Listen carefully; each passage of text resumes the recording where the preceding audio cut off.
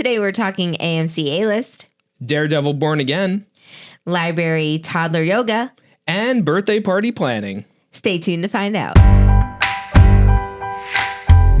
Hello and welcome to Couple Chat. Where we Parents. discuss topics for you. Parents. I'm Matt. I'm Jackie.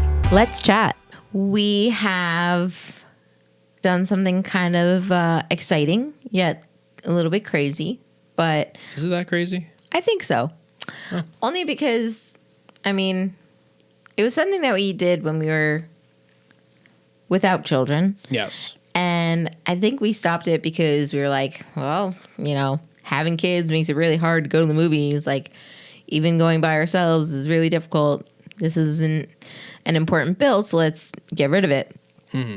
But we enrolled again in AMC A-List. Yes. You want to talk a little bit about that?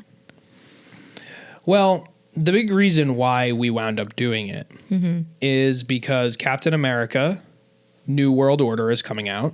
Yes. And they just put the tickets out there. Right. Like a couple days ago. Mm-hmm. And I'm a huge Captain America fan. Very excited to see it. We're also just, in the MCU. They've got us nailed in there. So we're just going to see everything at this rate. Bad or good. Yeah. I was just going to say that. Yeah. But this does look really good. And I love Anthony Mackie. Mm-hmm. I think he's a great Falcon, and I'm really excited to see him as Captain America finally in his own movie. Yeah. I really think this movie has a lot of potential. So we were always going to reserve tickets for it. Plus, what's a Valentine's Day without some America in it? Especially action. Yeah. I don't get me wrong, ladies. I love a good MCU movie. I'm hoping that this is one of them. Yes, please. I'm not your typical, but I want to watch a chick flick. Yeah. Like, no, I'm good. Yeah, we don't really do much of that. No. But I was ordering the tickets, and the movie was shot for IMAX. So, we, being very particular about when and how we see movies, we always like to make sure, okay, was this shot for IMAX? If it is, let's see it in as close to IMAX as possible. Unfortunately, we only have IMAX by us, so, but we take the chance when we can. Dolby, if something isn't IMAX and we think it's still good enough for a Dolby experience. And, if it's just a normal drama or comedy, we usually just opt out of any of that and go to a regular to the laser screening. Yeah. So ultimately, we get these tickets, and we're like, man, these tickets are like $22 each. Yeah.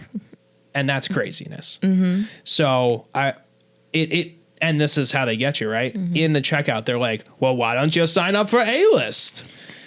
And I was like, just for shoots and ladders. I clicked on it, and it's $25 a month for each of us. Mm-hmm. So to spend $22 on the Captain America tickets each anyway, I was like, maybe we should just sign up again.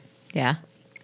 And it's month to month anyway, so it's not like they get you in a contract or anything like that. So if we use it for the next couple of months and we realize, oh, you know what, we're still not seeing enough to justify this, we can cancel it. Yeah. But even so now in this place we're in, even if we saw one movie a month, yeah, we spend a little extra than usual, but we at least usually see one movie a month. So if we see two, it pays for itself. It pays for itself. Yeah. So ultimately, we signed up and we reserved Captain America. But what did we already go and see? We saw Complete Unknown. Yes. Which is in the running for Oscars, and it was recently was in the running for Golden Globes. I think it won something. I don't know. I don't think it did, Timothée actually. Chalamet was up for actor. Right. And I know the movie was up for Best Picture at the Golden Globes for drama. But then maybe it didn't win anything. No, but that's okay. But I enjoyed the music part of it. I feel like, biopics for musicians are kind of hard because... Biopics in general, man. Biopics are hard. Especially because, after you researched it, a lot of it is fabricated or exaggerated or Hollywood for very, you. very frustrating. Yeah, it's so crazy because you looked at me and was like, "That was one of the best biopics I think I've ever seen." And then you come home and you read up on it, and it's like, that suspension of disbelief can only last so far. Yeah. And once you break that down, it's just not enjoyable anymore. My biggest issue with biopics not following actual events is you'd be surprised how many people I meet that watch biopics and just believe that stuff. Oh, yeah. Hollywood, have a right to tell stories, fine. But when you are telling a true story, you're lying to people. And people are eating this stuff up and believing it. Those who don't do enough actual factual research are going to watch those movies and take it as fact about that person or about that event or something along those lines. Right. And sometimes you could be messing with history and you could be messing with somebody's life too. And I felt this way really big when Bohemian Rhapsody came out because they totally messed with Freddie Mercury's life and they really made him look like a victim. And he wasn't. He was somebody that he did a lot of what happened to him to himself. And they villainized this one guy, making it seem like this is the guy that like made him like do the things he did and get AIDS because of this guy. It's just a lot of what they did totally changes the whole thing about who he was and what he did, And also they changed the timeline. Certain music didn't come out in the year they claimed it did. And the Live Aid, like, oh yeah, that didn't happen when they said it did in the film, and that didn't happen. But they moved a lot of stuff around. They also made it seem like he was already solo at that point, and like they just changed a lot. So, but that movie pushed me away from biopics because I love Freddie Mercury and I know a lot about his story, and seeing that movie frustrated me so much. And there was a time we were in Vermont, your family was watching it, and they start talking about things like it's real and saying certain things. And I'm like, that's not how it happened. That's not real. What you're watching, that's not how it happened. Like, it frustrated me so much because that movie is like such a... And I love Rami Malek too. I think he's a fantastic actor and I thought he did a great job. It's the same way I feel about... Timothée Chalamet, if anyone's seen the Golden Globes. He was fantastic as Bob Dylan. Yeah. Like, amazing. Yeah. The performance is there. And there are some great moments in this movie. And I think the movie as a whole is a lot better than Bohemian Rhapsody and a lot of other biopics I've seen. Yeah. So I do still agree with what I said. It's probably one of the best biopics I've seen, but it's still very fictional. Yeah. And people need to understand that. This isn't supposed to be a PSA about biopics. Ultimately, all we were trying to say was we're back in A-List. We're probably going to be seeing a lot more movies, whether together or separate. Yeah. You want to say just a little brief thing about that? How, like, now that we have kids, we've found, like, interesting ways to see movies. And A-List, I think, will help us, do that more. And I think that's okay and fun. Yeah. Well, when I went to get tickets for Wild Robot, which is now out of theaters, but we're going to take Nate and Emma to see that, it was only $7 for the additional ticket. Like, why the hey not? Yeah. Like, of course, it doesn't charge you the child price. It doesn't give you that option. But I think it's just because it's A-List that they're blocking that option. But I don't know. We'll have to figure it out, see if it's just a kink on the app. But yeah, it's exciting because, like, you and I can basically go to a kid's film for free and just pay for the kids because we're paying for A-List. Right. But I don't know. I'm excited about it. And we've started these Family Fridays and everything like that. So, well, I meant too, like, when we go to, sometimes if we don't have a babysitter, we'll do the split viewing. Yeah. Like, I'll go and see something. You'll go and see something after or before. Or, I mean, we could even take the kids. I don't know. It all depends on the movie, right? But yeah, I mean, the split viewing, I think, is a really cool option for parents. Yeah. So A-List, I think, is really good if you do even have kids. Yeah. You know, it evokes conversation too, because you and I come sit down here and do couple chat. Mm-hmm. We were even talking about maybe doing some new stuff with split viewings. Yeah. But, you know, it gives a lot of options. And we have a theater pretty close to us that's an AMC. So it's not even like that big of a deal to be like, all right, I'm going to go see this. And then I come home and like, all right, I'm going to go see that or whatever. Right.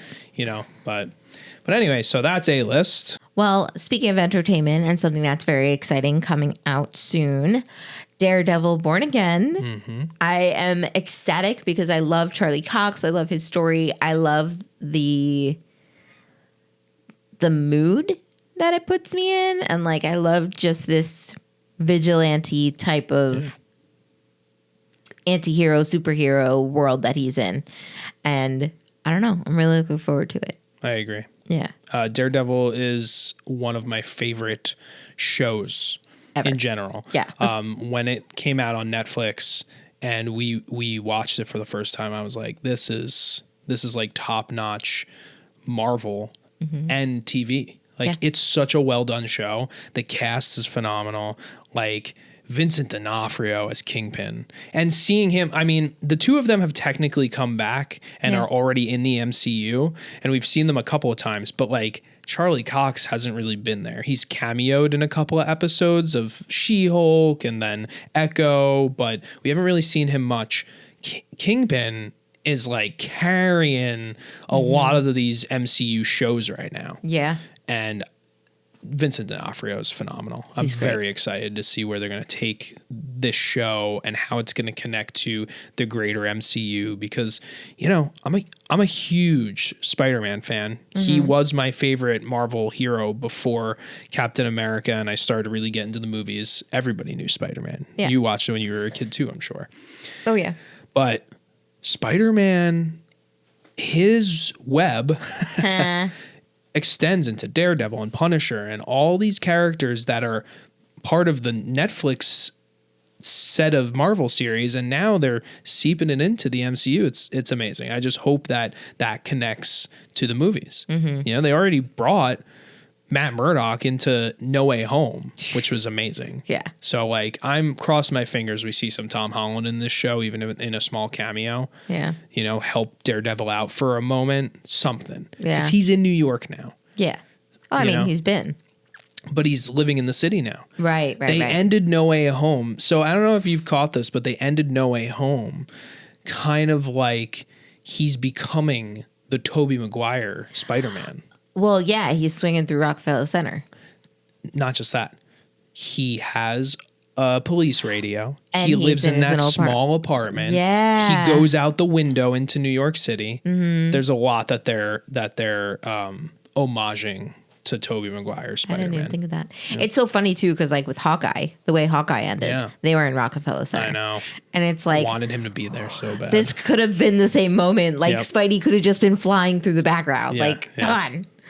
But do they need help down there? Nah. I'm good. Looks like Hawkeye's got it. Yeah. No, but it's funny because you said we watched it on Netflix originally. Yeah. We did not get to watch the third season of Daredevil. Still haven't, actually. Right. So we are starting a rewatch, and we've timed it to where it's almost exactly going to line up with Daredevil, like restarting on Disney Plus. So we are very excited to be binge watching that. We will actually be watching an episode or two tonight, maybe. If not in the next couple of nights, because we are very excited and anticipating this new journey for Matt Murdock and his group of, misfits, really. Yeah. I'm very excited. Oh, yeah. I can't wait. I'm right there with you. Yeah. But keep in mind, folks. Oh, right. Daredevil, and a big reason why we wanted to talk about it. You're a Marvel fan. Your kids love Marvel. Your kids are into the MCU. They watch shows, everything. Daredevil is up there with Deadpool and Wolverine. Mm-hmm. This is not a show for children. Mm-mm. Not the new one coming out, not the one before. This is an adult show. I wouldn't even say like preteens should watch it. I would say this is really geared towards 17 and up. 16 may eke in there, 15, but yeah, but it's just like Punisher too, because if All you're those gonna watch Netflix Daredevil and binge that before the new season, Yeah. you also have to watch Punisher. You also have to watch Defenders. Like there are things in these series that are not suitable for kids. Right. I mean, they say TV 14. yeah. I'm pretty sure I remember it being TV 14, at least for Punisher, but. I mean, I don't have a 14-year-old, so I don't know how I feel about it at this moment. Yeah. But yeah, I just be very weary. The newest trailer for Daredevil Born Again is out. And I mean, we even were like, ooh, during some of the parts. So, obviously you're your own parent. You do what you want, but we wanted to just put that warning out there because, you should be aware that like Marvel, they're tiering things now. And I think that's great. I love the fact that like there are different levels of Marvel. It shouldn't all just be for children. Some of it shouldn't be for adults too. True. It's okay to have some like the Groot show. We haven't watched it probably because we're not that interested in it. It might be, it looks like it's more geared towards even like Emma's age. You know? Well, it's also Miss Marvel. That's geared toward Teens. a teenager, Yeah, like a for sure. preteen or a teen. Like it's not really for adults. Yeah. But adults It's can enjoyable. enjoy it. Yeah. But yeah, I definitely think you should take that to heart, kind of assess it first, maybe even, or maybe just show them certain parts, but I don't think it's necessary. Moving away from entertainment, but sticking with the child theme, tomorrow, filming today, is Emma's 3rd birthday. How about insane. yesterday from this episode coming out? Right. That's confusing. Whatever. Emma's birthday. Yay! Insanity. It is. It's crazy. And it's exciting because, like, it just so happened. So I've said it before. We've been going to the library a lot. Yeah. And it just so happens that tomorrow is a really cool library event. Yeah. It's actually Little Yogis, which is like this. So the one woman who works at this one library is a certified yoga teacher. And she actually took a course specifically for yoga for toddlers. That's awesome. So this is going to be like so cool. She does like, because Emma's friend did it last week. She does like a song in between a couple stretches. She does flashcards to like show everyone what it looks like. That's and awesome. I'm so excited because like, what a perfect day. Yeah. You go to the library on your birthday. Right. Like you're not only going to have an amazing time doing toddler yoga. Toddler Yoda. Yeah. Imagine you go there and, hello, Toddler Yoda I am. And he's like doing yoga. Yeah. Yeah, but not only are you going to the library to do some toddler yoga with your friends, but it's also your birthday, so they'll likely sing happy birthday. Like, it's just, I don't know. I love how you said friends. It just makes me think of, like, those episodes of Marvelous Mrs. Maisel where she's at the, like, gym with her friends and they're, like, working out, but, like, they're, like, talking about some, like, drama in their lives. Yeah. I just imagine, like, Emma and her friends now, like, doing yoga, like, yeah, so I watched Minnie Mouse Boutique yesterday, and like just like it reminds me too of Working Moms. You remember that show I watched on Netflix? I never watched it though. So at the beginning of most of the episodes, they're in this mommy and me class, and they have their babies or their littles with them, and they're all just complaining about life. They're just like, my breast leaked the other day, and like just talking about random stuff with their children there, and the kids are just not the focus, but like. Right. It's just what I imagine along the same lines. Yeah. That dance. Right. Well, they can't really talk through dance because it's more structured. Their time is more filled in there.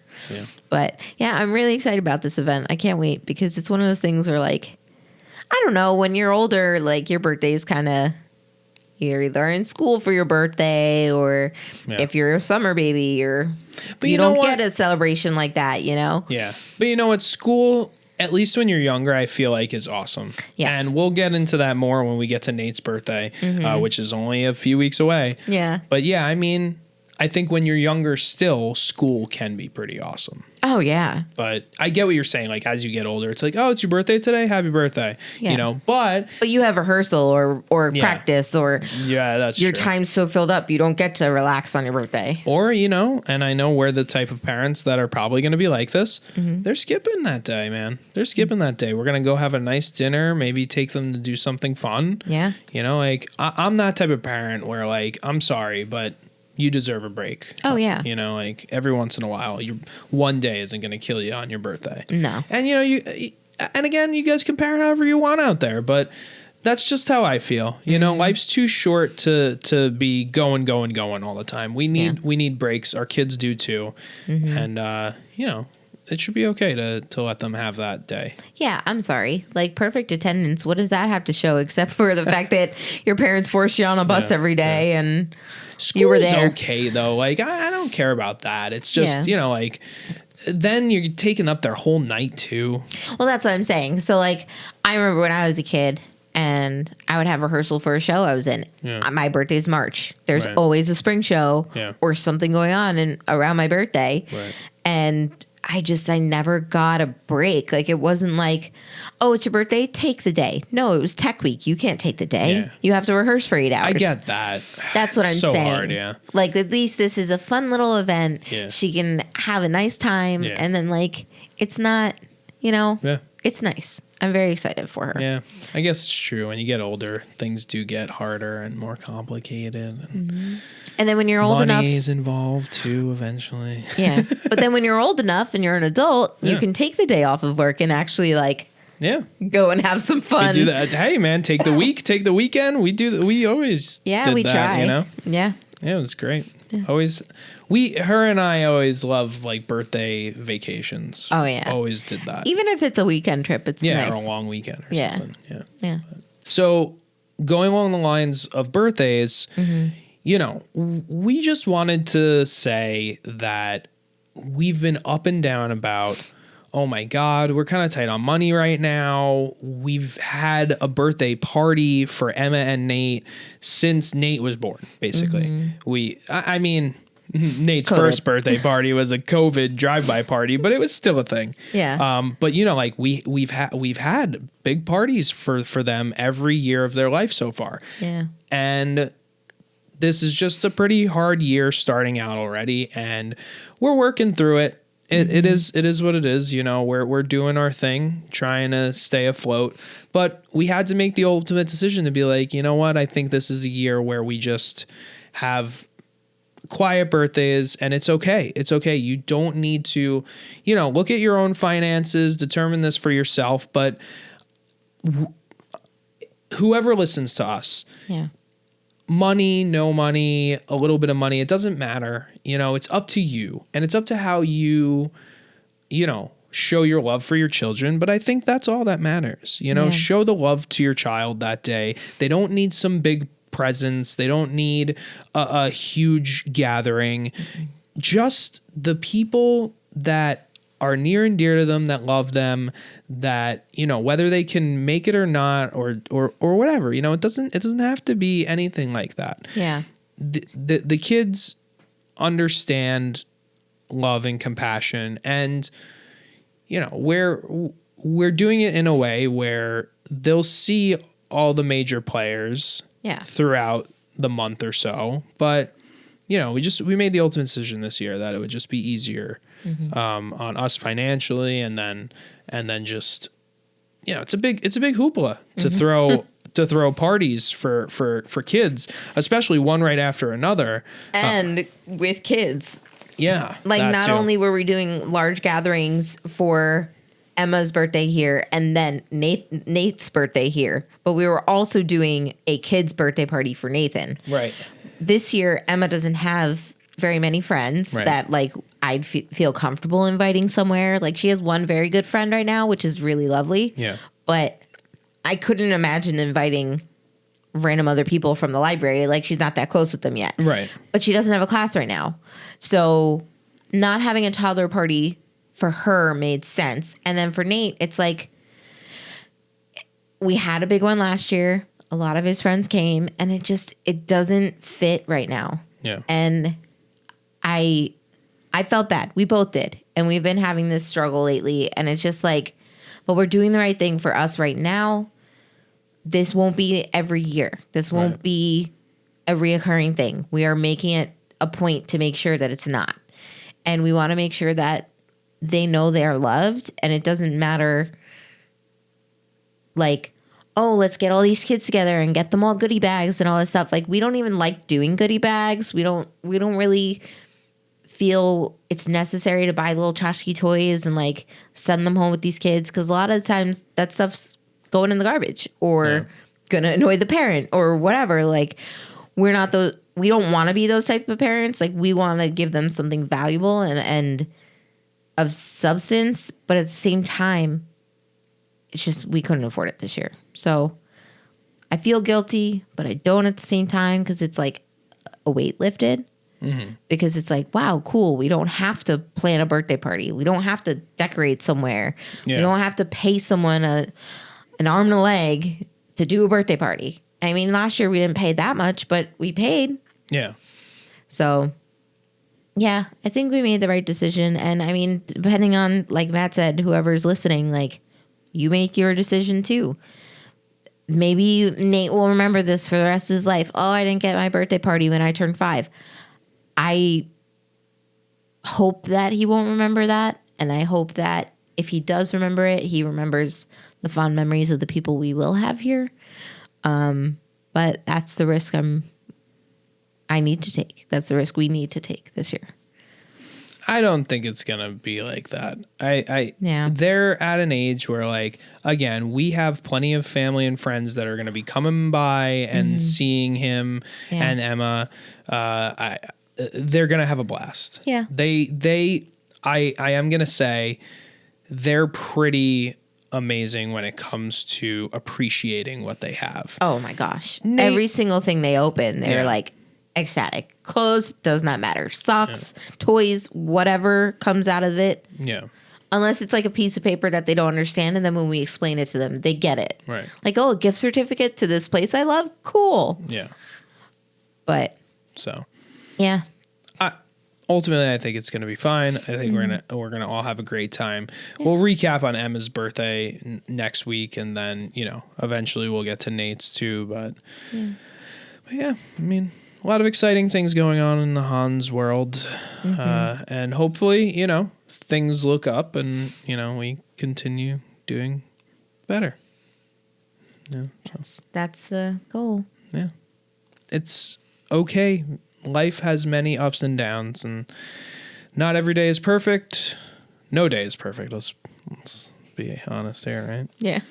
But we're all trying, and we're all just trying to get by as parents. If we're at least just another set of parents to say, hey, we're all trying our best out here. Yeah. That's good enough for me. Mm-hmm. So anyway, that's it for this episode of Couple Chat.